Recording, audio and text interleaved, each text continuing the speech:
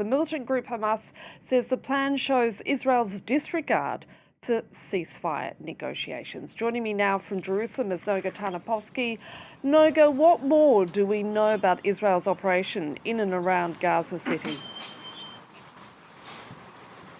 Well, we know that today about 60,000 Israeli reservists did get those much talked about call-up notices, and there's quite a bit of tension surrounding the question of how many are going to actually respond, because among the reservists who are not legally obliged, they're considered volunteers, despite the fact that the army leans on them completely as a fighting force.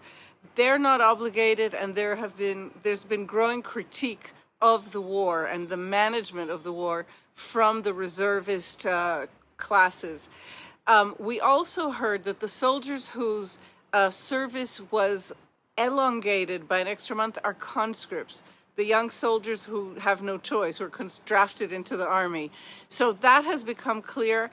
I have not heard of a concrete military advance towards Gaza City, but Israel has begun issuing the evacuation notices. So it really pushed up by, I would say, more than a month, the expected beginning of at least its project to evacuate, to empty the population of Gaza City. It does not appear clear at all that they have any place to send them to, any real accommodations or any decent facilities for almost 1 million people who are now in Gaza City. And we have not been given more operational details. In fact, the chief of staff has yet to sign off on whatever these plans are, the details of the operation.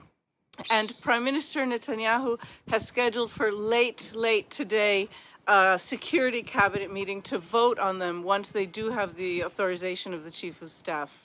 Noga, in the meantime, is there any response from Israel to that proposed ceasefire deal? You know, that's a great question, and I decided to look into it myself because the silence from Israel has become so perplexing.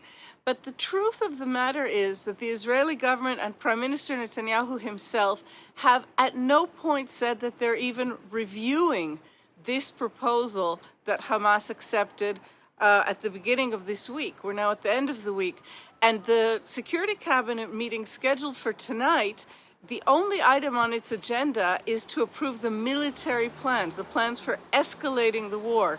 We have no indication that they will even discuss this ceasefire or truce proposal. We have no indications that the ministers have even seen the document that they should be discussing.